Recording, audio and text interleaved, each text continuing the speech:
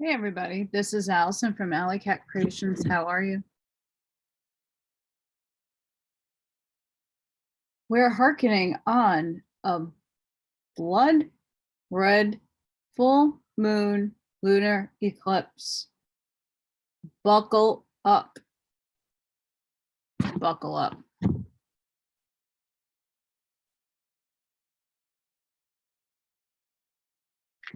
Hope everybody's doing really good today. So,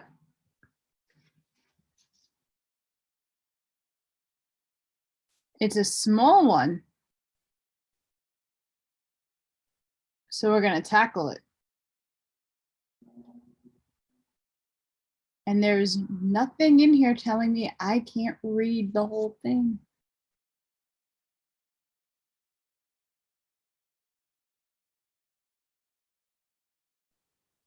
Unlike a lot of other books. This is the Chaldean Oracles of Zoroaster, to which is added the Hypostasis of the Archons.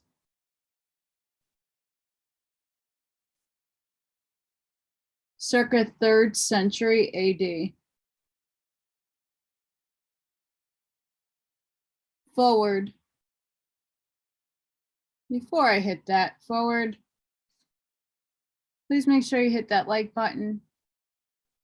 Subscribe if you haven't done so already.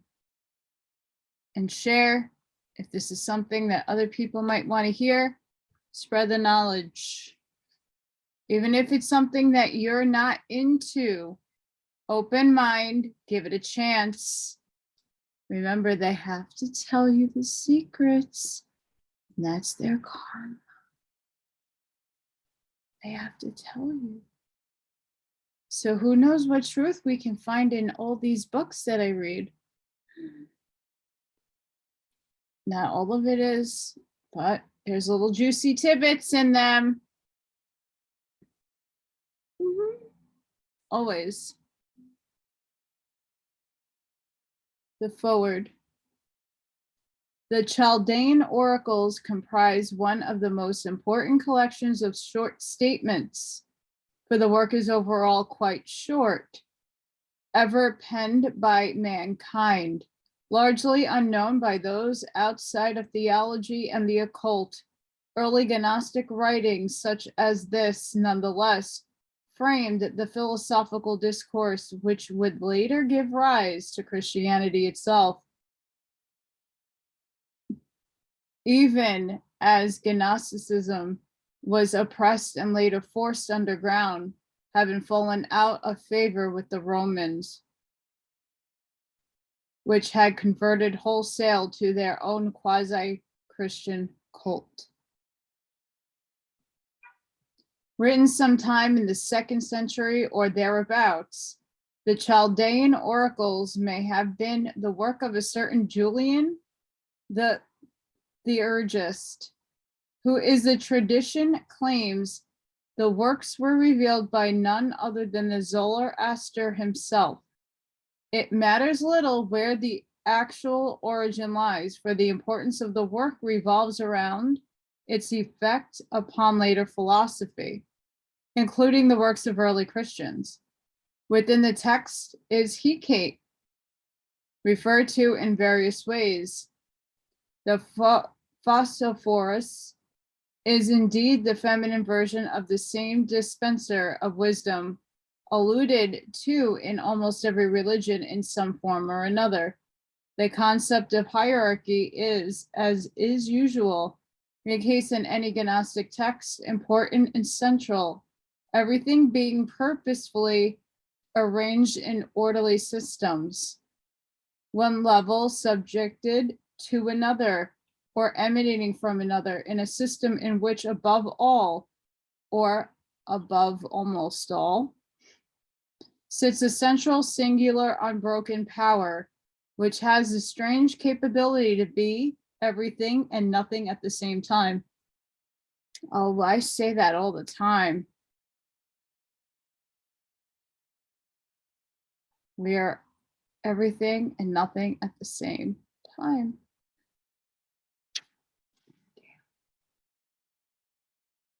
This unbroken whole, as it were, encompassing all, later leads to the concept of the Christian deity as omnipotent, omniscient, and omnipresent, even though later writings attempt to make this being more anthropic, more tangible, and more concerned truly with human existence and with the ways of the physical world, something the Gnostic monad is unwilling generally to do, being invisible and unmovable.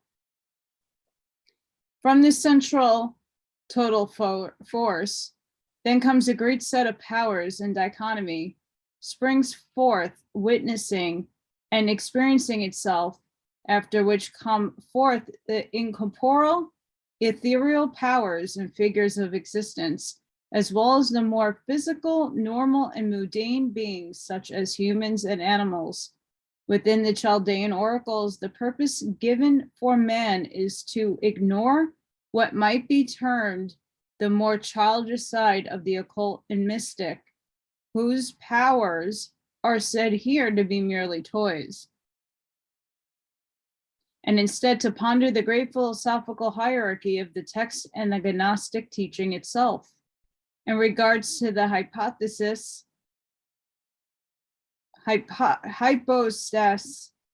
of the Archons, this text is rather famous among those who have studied theology or philosophy. One of the principal Gnostic writings in its details the story of Genesis, framed as it were by Gnostic principles. Here, the cosmic forces responsible for the creation of various physical beings are considered evil and rapacious, as well attempting to defile Eve's daughter. The concept of the tangible and more physical partition of the spiritual realm as chaotic, fallen, or fractured is very much present here, for the underlying principle is that of the highest undivided force, alluded to in the oracles as well, which is unspoiled and pure.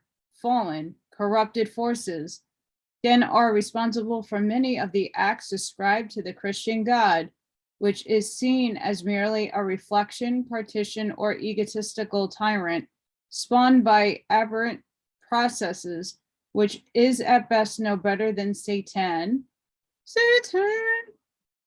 At worst, perhaps even more negative than the same. And by the way, Mr. Dark One himself, the evil devil, he went bye-bye. He went back to source. His particles were rearranged. He went kablooey. Kablooey. The state of existence that is physical world and the spiritual realm, as seen by humans themselves above, which is nonetheless here considered fallen, is likened to a veil. That is, the pure spiritual force above is casting forth a projected, reflected, distorted image of the true spiritual. The only seems high, mighty, and cosmically important form from below. The physical beings, the humans, then perceives the realm above theirs as being heavenly and pure, when it is actually just a short distance from the physical realm itself, being corrupted as it were by these same forces, which are further from the progenitor force that than from mankind or mundane realm itself. We may look at this in a physical way, for if a veil is placed under a light from below, one will see a dim light shining through, but from above, one would see the true light as obscured and a shadow would lie beneath it instead of light. This positional relative concept is an important one and cannot be overlooked in other philosophies. For those not aware of this fact, Charles Manson, infamous as he is, has alluded both to this concept of reflection or negative, as well as invoking the Gnostic Archon Abraxas. The daughter of Eve, Norea, is instructed in the hypothesis on these and other various principles by the angel Eliath, which proceeds to claim that at an undefined future date, the undominated generation will spring forth, ending the reign of fracture, physicality, and corruption, and restoring existence to its proper spiritual format. Well, Noraya, hey, what's up, girl? Divine feminine making its way back. Woo!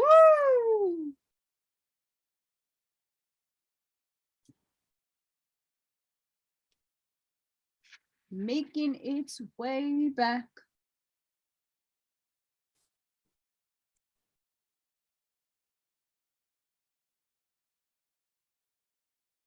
The Chaldean Oracles of Zoroaster. Monad, duad, triad. When the maternal monad is enlarged, which generates duality.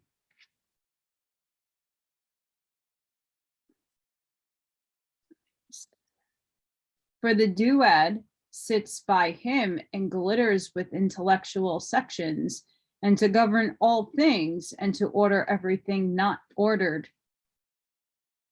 For in the whole world shines the triad over which the monad rules. This order is the beginning of all existence. My co-host is here. For the mind of the Father said that all things be cut into three, whose will ascendant, and then all things were divided. For the mind of the eternal Father set into three, governing all things by the mind. And there appeared in it these three, virtue and wisdom and great variety. In this way flows the shape of the triad, being pre-existent. Not the first, but where they are measured. For thou must conceive that all things serve these three principles. The first course is sacred, but in the middle, another, third, ethereal, which cherishes the earth and fire. And foundation of foundations and of all foundations, the matrix containing all things. Well, if you all watched the video I posted in Telegram about the simulation we live in, I wonder how the Matrix is in circa 3rd century AD. What? Matrix what? No. They knew. Thence abundantly springs forward the generation of varied matter. Thence extracted a star, the flower of growing fire, flashing into the cavities of the worlds, for all things from thence begin to extend downward their admirable beams. Father mind. The Father has snatched away himself, neither has he shut up his own fire in his intellectual power. For the Father perfected all things and delivered them over to the second mind, which the whole race of men calls the first light begotten of the Father. For he alone has cut the flower of the mind from the Father's vigor. For the paternal, self-begotten mind, understanding such work, sewed in all the fiery bond of love, that all things might continue loving forever. Neither those things which are intellectually context in the light of the Father in all things, that being the elements of the world, they might persist in love. For it is the bound of the paternal depth and the fountain of the intellectuals. Neither went he forth, but dwelt in the paternal depth and in the atom according to divinely nourished silence. For the fire once above degrades not his power into matter by actions, but by the mind. For the paternal mind has sowed symbols through the world which understand intangible, intelligible things and beautifies everything in existence. Wholly divided, yet unable to be divided. By mind, he contains the intelligible, but introduces sense into the worlds. By mind, he contains the intelligible, but introduces soul into the worlds.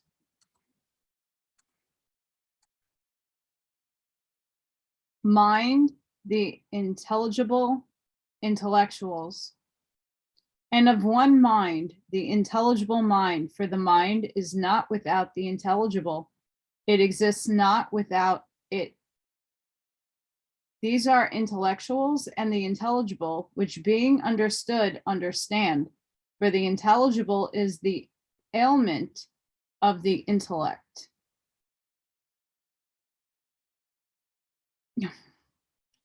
Learn the intelligible, since it exists beyond the mind, and of the mind which moves the ethereal heaven. For the framer of the fiery world is the mind of the mind. You know certainly the extraordinary paternal depth. The intelligible is predominant over all section. There is something intelligible which it behooves thee to understand with the flower of the mind. For if you seek to understand this former notion, you will understand this also. Yet in this understanding, you will not fully comprehend it, for it is a power of completed strength, glittering with intellectual beams. But it behooves not to consider this intelligible with obsession mind, but with ample flame of the ample mind, which measures all things except this intelligible. But it behooves to understand this. For if you focus your mind on this, you will understand this also, not fixedly, but having a pure tuning eye. Extend the empty mind of your soul towards the intelligible, that you may learn the intelligible, for it exists beyond the mind. But every mind understands this God. For the mind is not without the intelligible, neither is the intelligible without the mind. To the intelligible presters of the intellectual fire, all things by yielding are subservient to the pervasive counsel of the Father, and to understand and always to remain in a restless whirling, fountains and principles to turn and always remain in a restless whirling, but insinuating into worlds the venerable name in a sleepless whirling, by reason of the terrible menace of the Father. Under two minds, the life-generating fountain of souls is contained, and the Maker who self-operating framed the world, who sprang out of the first mind, clothing fire with fire, binding them together to mingle. The Great One preserves the flower of his own fire. He glitters and intellectual sections and filled all things with love. Like swarms, they are carried, being broken about the bodies of the world, that things not yet created may be fashioned. What the mind speaks, it speaks by understanding power, is with them. Mind is from her.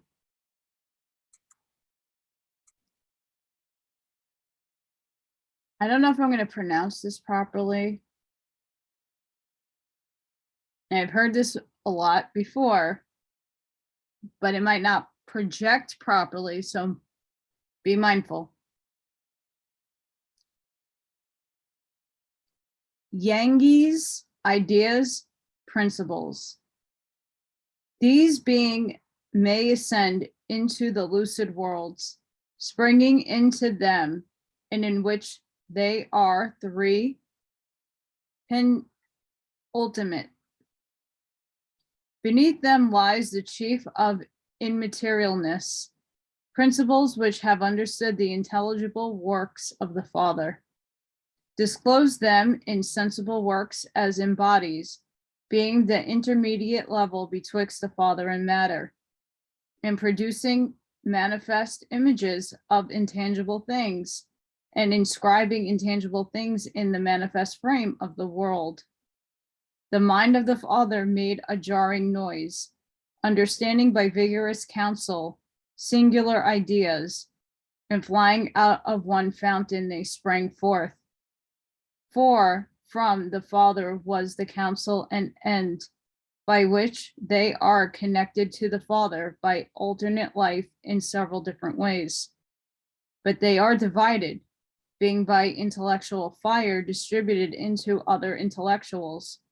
For the king did not set before the multiform world an intellectual, incorruptible pattern, this print through the world he promoting, of whose form according to which the world appeared beautiful, with all kinds of ideas, of which there is one fountain out of which come rushing forth others undistributed, being broken about the bodies of the world, which through the vast recesses like swarms are carried around about every way. Intellectual notions from the paternal fountain cropping the flower of fire in the point of sleepless time of this original and prime idea. The first self-budding fountain of the Father budded. Intelligent Yankees do in their own power also understand from the Father by unspeakable counsels being moved so as to understand. Kate, Cenoches, and Teletarchs. For out of him spring all implacable thunders, and the pester receiving cavities of the entirety, lucid strength of Father begotten Kate. And he who creates crops the flower of fire, and the strong spirit of the pole's fury above. He give to his presters that they should guard the tops, mingling the power of his own strength in the Cenoches. Oh, how the world has intellectual guides inflexible, because she is the operator, because she is the dispenser of life-giving fire, because also it fills the life-producing bosom of Kate. It instills in the Cenoches the indwelt strength of potent fire. But they are guardians of the works of the Father, for he disguises himself, possessing to be clothed with the print of images. The Teletarchs are comprehended with the Cenoches. These intellectual presters of intellectual fire. All things are subservient, but as many as serve the material Cenoches, having put on the completely armed vigor of resounding light, with triple strength fortifying the soul and the mind, to put into the mind the symbol of variety, and not to walk in broken paths on the ethereal channels, but rather fixedly. These concepts frame those which are indivisible, those which are sensible, and those which are corporeal, and things destined to matter. Soul, nature. For the soul being a bright fire, by the power of the Father remains immortal, and is mistress of life, and possesses many complexions of the cavities of the world. For it is an imitation of the mind, but that which is born hath something of the body. The channels being intermixed, she performs the works of incorruptible fire, next the paternal conceptions indwelt by the soul. Warm heating all things, For he did put the mind in the soul in the dual body of us, the Father of gods, and then imposed abundantly animating light, fire, ether, worlds. For natural works coexist with the intellectual light of the Father, for the soul which adorned the great heaven and adoring with the Father. But her horns are fixed above, but about the shoulders of the goddess, immense nature is exalted. Again, indeflaggable nature commands the worlds and works, that heaven during an eternal course may run, and the swift sun might come about the center as he pleases. Look not into the fatal name of this nature, the world. The maker who, operating by himself, framed the world, and there was another bulk of fire, by itself operating all things, that the body of the world might be perfected, that the world might be tangible and not seem fractured. The whole world of fire, water and earth, and all nourishing ether, the inexpressible watchwords of the world, one life by another from the distributed channels, passing from above to the opposite part through the center of the earth, and another fifth, middle fiery channel, where it descends to the material channels. Life-bringing fire stirring himself up with the goad of resounding light. Another enlarged, which guides the ethereal world, the center from which all rays, which way soever are, equal, for the paternal mind sowed symbols through the world. For the center of everything, everyone is carried betwixt the fathers, for it is imitation of the mind, but that which is born hath something of the body. That's my mind thinking way too fast. It's close to eclipse time. I can tell you that. Heaven. For the Father congregated 7 firmaments. Interesting. Of the world, circumscribing heaven in spherical form. He fixed a great company of unmoving stars, and he constituted a cemetery of living animals, placing earth in the middle and the water in the middle of the earth. In the air above these, he fixed a great company of unmoving stars, to be carried not by laborious and troublesome tension, but a settlement which has no error. He fixed a great company of immobile stars, forcing fire to fire, to be carried by a settlement which has no error. He constituted them 6-fold, casting into the midst of them the fire of the sun, suspending their disorder in well-ordered loans. For the goddess beings brings forth the great sun and the bright moon. O ether, sun, spirit guides of the moon and of the air, and of the solar circles, and of the monthly movements, and of the aerial recesses. The melody of the ether, and of the passages of the sun and moon, and of the air, and the wild air, and the lunar course, and the pole of the sun, collecting it and receiving the melody of the ether, and of the sun, and of the moon, and all that are contained in the air. Fire, the derivation of fire, and the dispenser of fire, his hair pointed, it seen by his native light. Hence comes Saturn, the sun assessor, beholding the pure pole, and the ethereal course, and the vast motion of the moon, and the aerial movements, and the great sun, and the bright moon. The mundane God, external, infinite, young, and old, of a spiral form, and another springing forth who guides the ethereal heaven. Soul, body, man. It behooves you to hasten to the light and to the beams of the Father, from whence was sent to you a soul clothed with much mind. These things the Father conceived, and so the mortal was animated. For the paternal mind sowed symbols in souls, replenishing the soul with profound love. For the Father of the gods and men placed the mind in the soul, and in the body he established you. For all divine things are incorporeal, but bodies are bound in them for your sakes.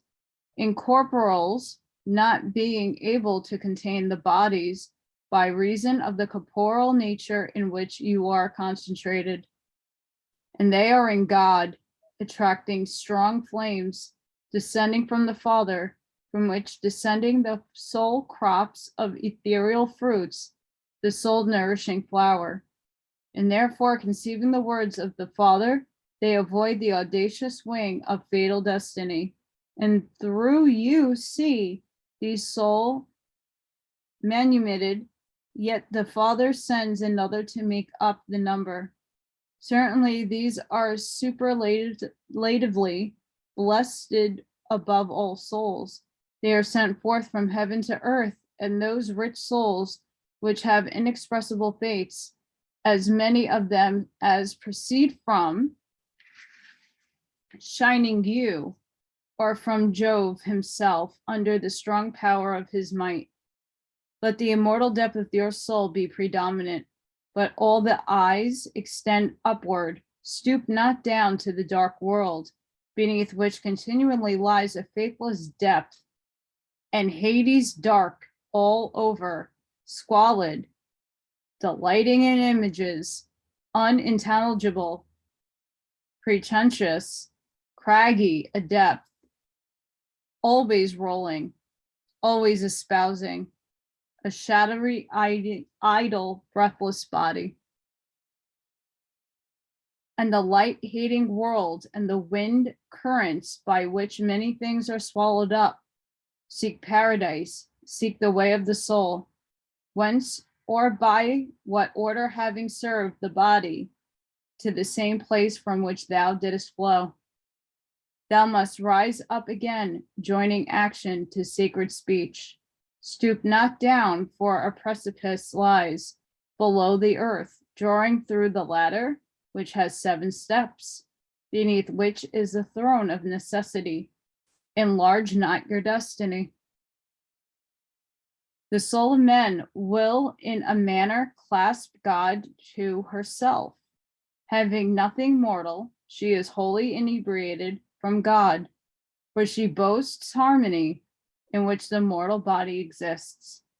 If you extend the fiery mind to the work of piety, you will then preserve the flexible body.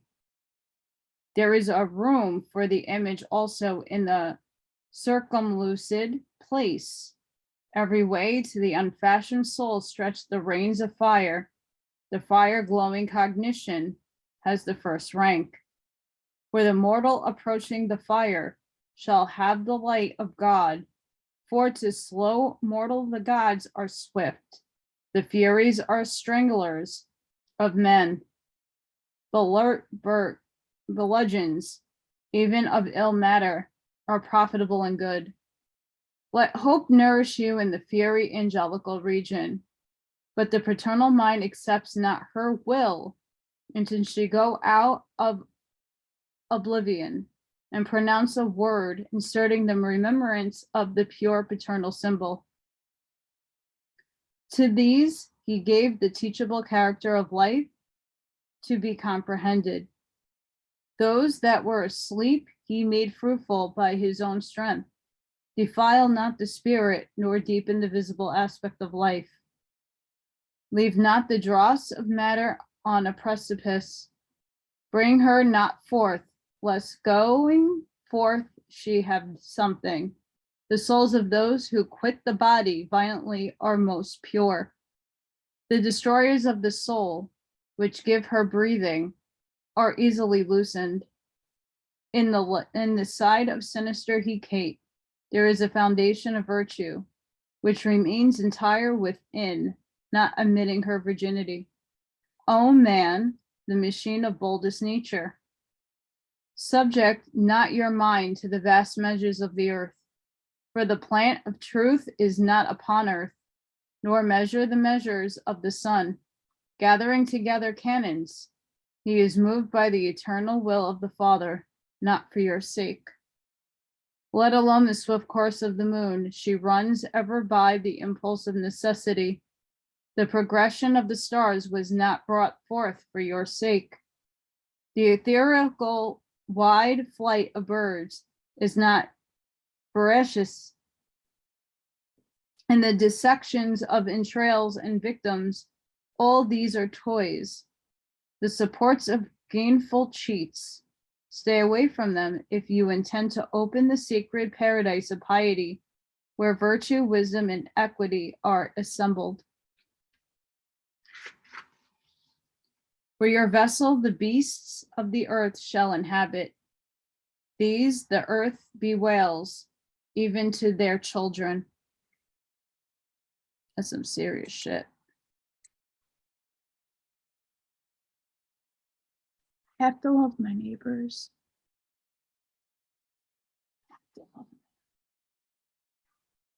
With their very noisy habits on this very rainy Saturday here in New York. So before I move on, the next part of this book or mini book is about demons and archons.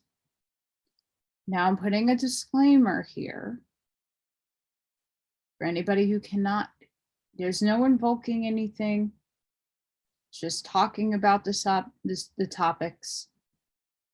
But if you are of a consciousness that can't handle stuff like this, don't listen. Take what resonates with you. Demons and rights. Nature convinces us that there are pure demons, the burgeons, even of ill matter, are profitable and good, but these things I revolve in the recluse temples of my mind, extending like fire gleaming into the spacious air, or fire incorporeal, a voice issuing forth, or fire abundant, whizzing and winding about the earth, but also to see a horse more glittering than light, or a boy on your shoulders riding on a horse, fury, or adorned with gold, or naked, or shooting and standing on your shoulders.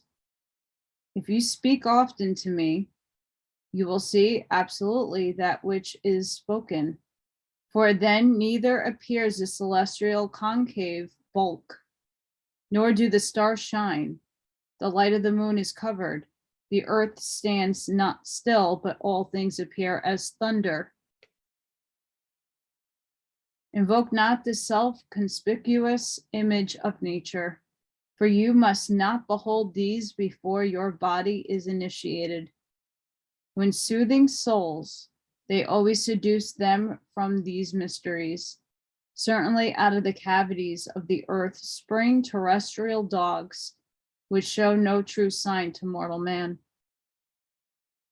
Labor about the Hecate, blistering, never change barbarous names, for there are names in every nation given from God, which have unspeakable power and rights. When you see a sacred fire without form shining with great flashing through the depths of the world, hear the voice of the fire. The hypostasis of the Archons. On account of the reality of the authorities by the Spirit of the Father of Truth, The great apostle, referring to the authorities of the darkness, told us that our contest is not against flesh and blood, rather the authorities of the universe and the spirits of wickedness. I have sent this because you inquire about the reality of the authorities.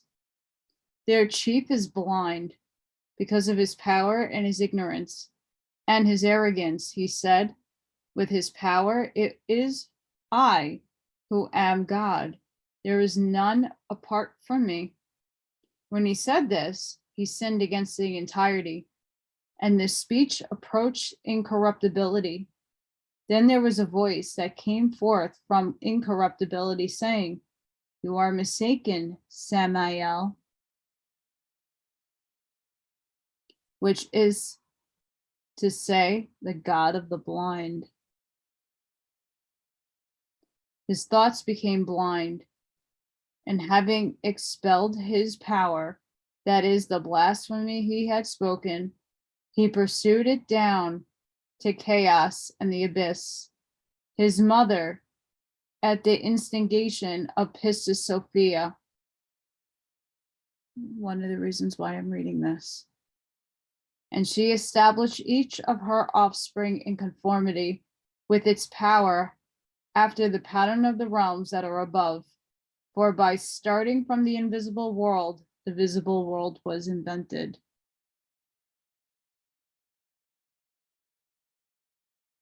Divine timing, guys. Listen to when I'm reading about Pistis Sophia. As incorruptibility looked down into the region of the waters, her image appeared in the waters, and the authorities of the darkness became enamored of her, but they could not lay hold of that image which had appeared to them in the waters because of their weakness, since beings that merely possess a soul cannot lay hold of those that possess a spirit, for they were from below, while it was from above. This is the reason why incorruptibility looked down into the region, so that by the Father's will, she might bring the whole of existence into the union with the light. The rulers laid plans and said, come, let us create a man that will be soil from the earth. They molded their creature as one wholly of the earth. Now the rulers, they have female bodies with the face of a beast. They had taken some soil from the earth and molded their man after their body, after the image of God that had appeared to them in the waters. They said, come, let us lay hold of it by means of form that we have molded, so that it may see its male counterpart, and we may seize it with the form that we had molded, not understanding the force of God because of their powerlessness. And he breathed into his face, and the man came to have a soul and stayed upon the ground many days. But they could not make him arise because of their powerlessness. Like storm winds, they persisted, that they might try to capture that image, which had appeared to them in the waters, and they did not know the identity of its power. Now all things came to pass by the will of the Father of the entirety. Afterwards the Spirit saw the soul endowed man upon the ground, and the Spirit came forth from the adamantine land, and descended and came to dwell within him, and that man became a living soul. It called his name Adam, since he was found moving upon the ground. A voice came forth from incorruptibility for the assistance of Adam. And the rulers gathered together all the animals of the earth and all the birds of heaven, and brought them into Adam to see what Adam could call them, that he might give a name to each of the birds and all the beasts. They took Adam and put him the garden, that he might cultivate it and keep watch over it. And the rulers issued a command to him, saying, from every tree in the garden shall you eat, Yet from the tree of recognizing good and evil do not eat, nor touch it, for the day you eat from it, the death you are going to die. They did this. They do not understand that what they have said to him, rather by the Father's will, they said this in such a way that he might indeed eat, and that Adam might regard them as would a man of exclusively material nature. The rulers took counsel with one another and said, "Come, let us cause a deep sleep to fall upon Adam." And he slept. Now the deep sleep that they caused to fall upon him, and he slept, is ignorance itself. They opened his side like a living woman, and they built up his side with some flesh in place of her, and Adam came to be endowed only with soul. And the spirit-endowed woman came to him and spoke with him, saying, "Arise, Adam." And when he saw her, he said, "It is you who have given me life. You will be called mother of the living. For it is she who is my mother. It is she who is the physician and the woman, and she who has given birth." The authorities came up to their Adam, and when they saw the female counterpart speaking with him, they became agitated with great agitation, and they became enamored of her. They said to one another, "Come, let us sow our seed in her." And they pursued her, and she laughed at them for their witlessness and their blindness. And in their clutches she became a tree, and left before them her shadowy reflection resembling herself. And they defiled it foully, and they defiled the stamp of her voice, so that by the form they had molded together with their image, they made themselves liable to condemnation. Then the female potency came in the snake, the instructor, and it taught them, saying, "What did he say to you? Was it, from every tree in the garden shall you eat, yet from the tree of recognizing good and evil not to eat?"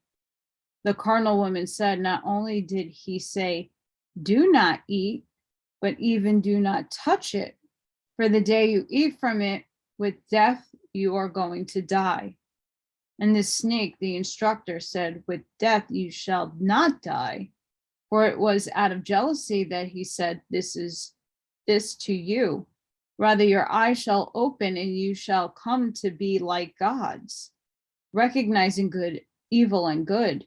And the female instructing principle was taken away from the snake, and she left it behind, merely a thing of the earth. And the carnal woman took from the tree and ate, and she gave to her husband as well as herself. And these beings that possessed only a soul ate, and their imperfection became apparent in their lack of knowledge, and they recognized that they were naked of the spiritual element, and took fig leaves and bound them upon their loins. Then the chief ruler came, and he said, "Adam, where are you?" For he did not understand what had happened. And Adam said, I heard your voice and was afraid because I was naked and I hid." The ruler said, "Why did you hide, unless it is because you have eaten from the tree from which alone I commanded you not to eat, and you have eaten?" Adam said, "The woman that you gave me, she gave to me and I ate." And the arrogant ruler cursed the woman. The woman said, "It was the snake that led me astray, and I ate." They turned to the snake and cursed its shadowy reflection, powerless, not comprehending that it was a form they themselves had molded. From that day, the snake came to be under the curse of the authorities until the all-powerful man was to come. That curse fell upon the snake. They turned to their Adam and took him and expelled him from the garden, along with his wife, for they have no blessing, since they too are beneath the curse. Moreover, they threw mankind into great distraction, and into a life of toil, so that their mankind might be occupied by worldly affairs and might not have the opportunity of being devoted to the Holy Spirit. Now afterwards she bore Cain, their son, and Cain cultivated the land. Thereupon he knew his wife again, becoming pregnant. She bore Abel, and Abel was a herdsman of sheep. Now Cain brought in from the crops of his fields, but Abel brought in an offering among his lambs. God looked upon the votive offering of Abel, but he did not accept the votive offerings of Cain. And carnal Cain pursued Abel his brother, and God said to Cain, "Where is Abel your brother?" He answered, saying, "Am I then my brother's keeper?" God said to Cain, "Listen, the voice of your brother's blood is crying upon me. You have sinned with your mouth. It will return to you. Anyone who kills Cain will let loose 7 disasters, and you will exist groaning and trembling upon the earth." And Adam knew his female counterpart Eve, and she became pregnant and bore Seth to Adam. And she said, "I have borne another man through God in place of Abel." Again, Eve became pregnant, and she bore Norea. And she said, "He has begotten on me a virgin, as an assistance for many generations of mankind. She is the virgin whom the forces did not defile." Then mankind became to multiply and improve.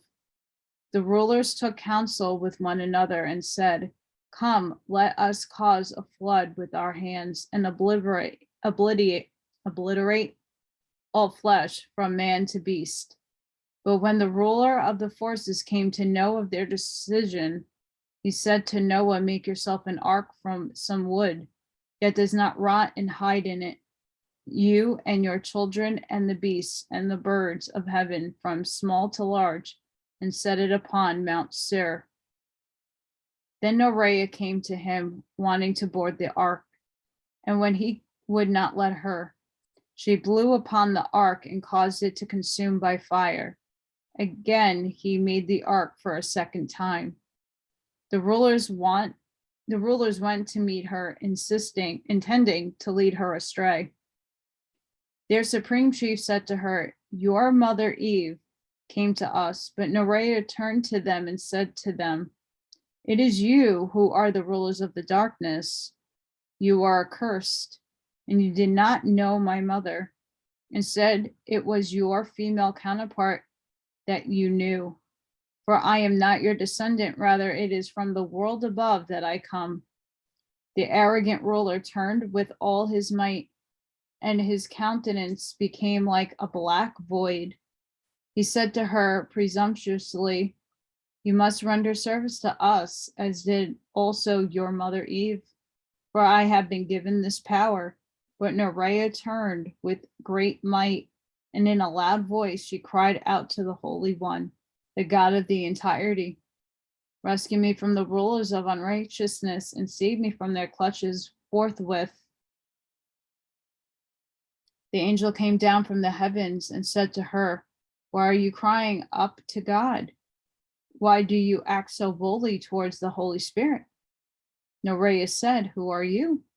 "The rulers of darkness and evil have withdrawn from her." He said, "It is I who am Allykatzkreations, the great angel who stands in the presence of the Holy Spirit. I have been sent to speak with you and save you from the grasp of the lawless, and I shall teach you about your root." Now, as for that angel, I cannot speak of his power. His appearance is like fine gold, and his raiment is like snow. No, truly, my mouth cannot bear to speak of his power and the appearance of his face.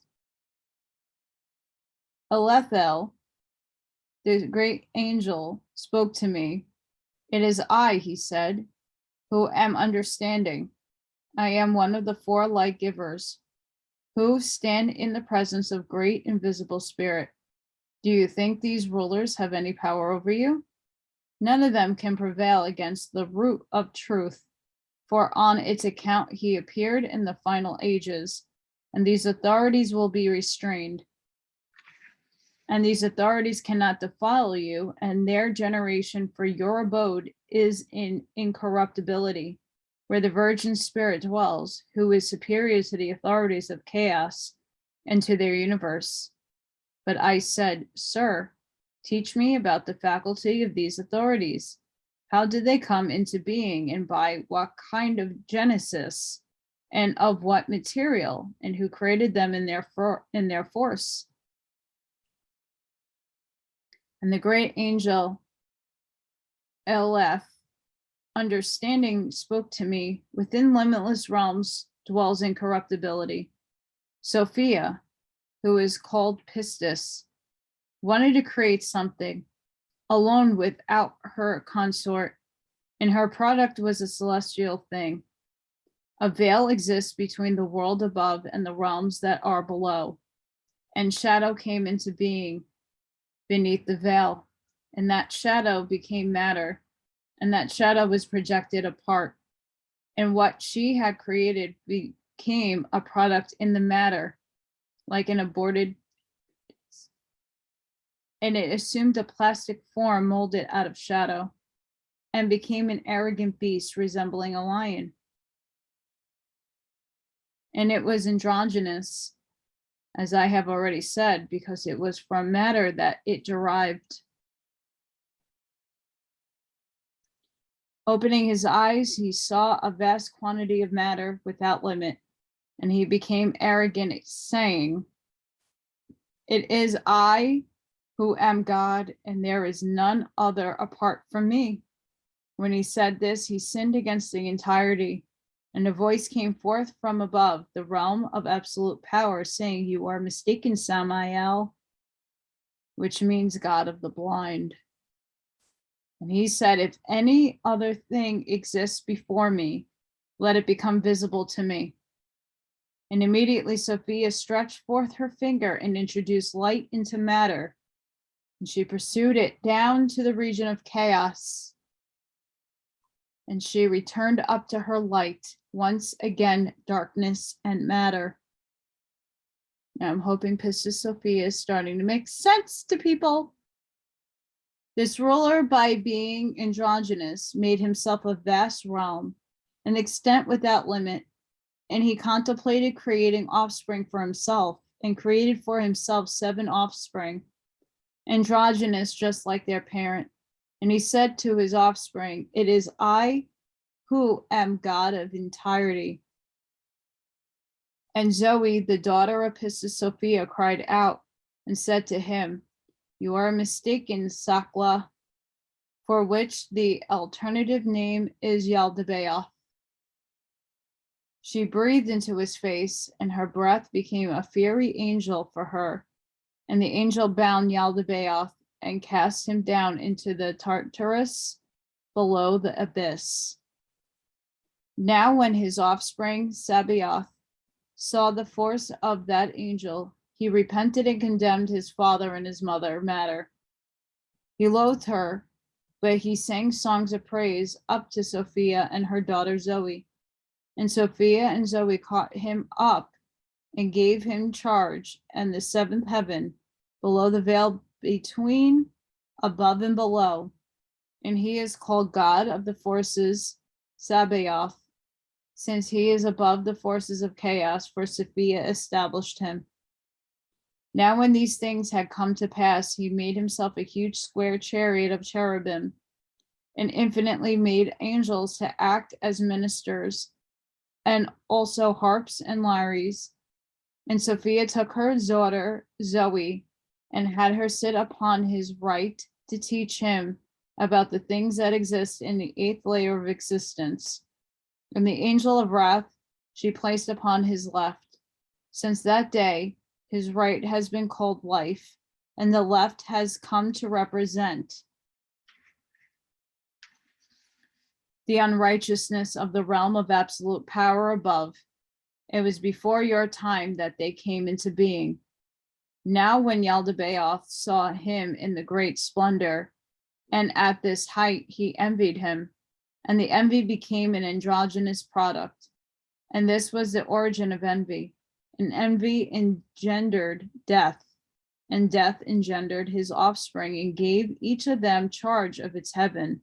And all the heavens of chaos became full of their multitudes.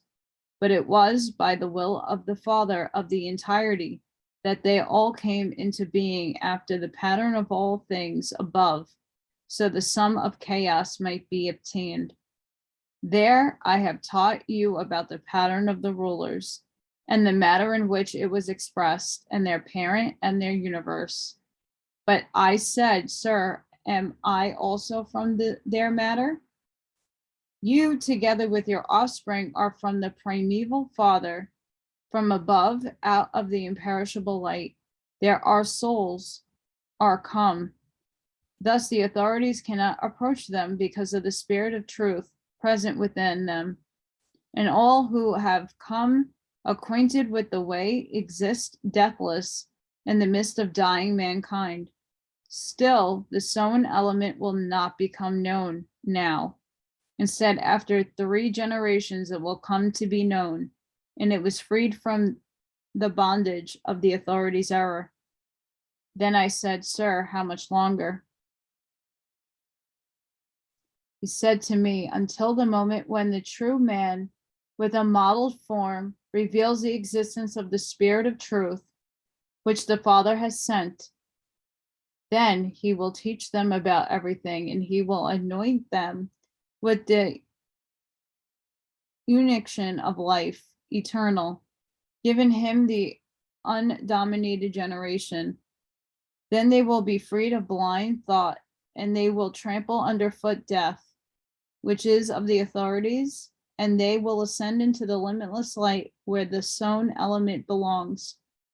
Then the authorities will relinquish their ages, and their angels will weep over their destruction, and their demons will lament their death.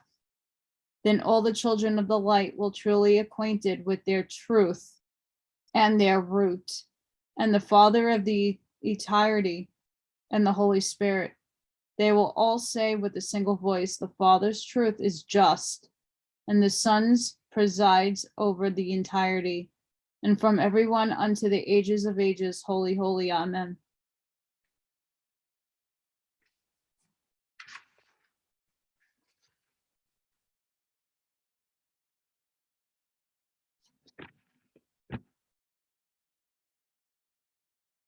I hope you enjoyed that. I sure did. And I hope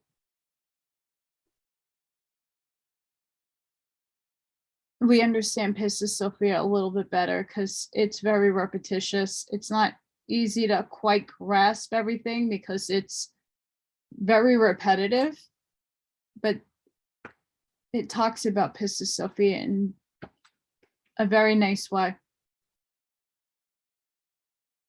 And Norea, she's an interesting one. So I hope you enjoyed that.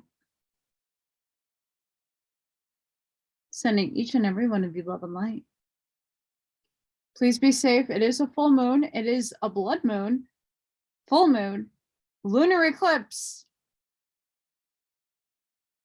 Be gentle and kind on yourselves. And even if you don't follow astrology and you're not into that stuff, it still affects you. I figured to read this as I was in the middle of Pistis Sophia, and this gives a very interesting take on it and on amongst a lot of other things. And sometimes we need to look at an outside perspective to understand different ways of thinking about things. And a lot of people don't quite understand, like, oh, but that's Gnostic work and that's like not good. Well, listen, you only know the truth when you ascend, when you pass over in this body, or you ascend and you get the truth. No one knows the real truth. But when you put all the components together, things might start going off in your brain and bubble, and light bulbs might be coming off, and you're like, oh, maybe that's why this makes sense. Maybe that's why that makes sense. It's just a different perspective, and there's nothing wrong with looking at different perspectives. It's about what my channel is about, is exploring a lot of it. And I know that there's a few people who sent me books from other cultural languages that I've been trying very hard to find a translated version of. It's not been easy. Just putting that one out there. So it's not that I am forgetting about people sending me books, but it's about finding the translations to them. So I'm looking. I hope everybody has a great weekend. Please be safe, be seen. And I'll be uploading oracles for the air, earth, and fire, water at some point tomorrow. I had some internet issues earlier today. That's why I haven't been on.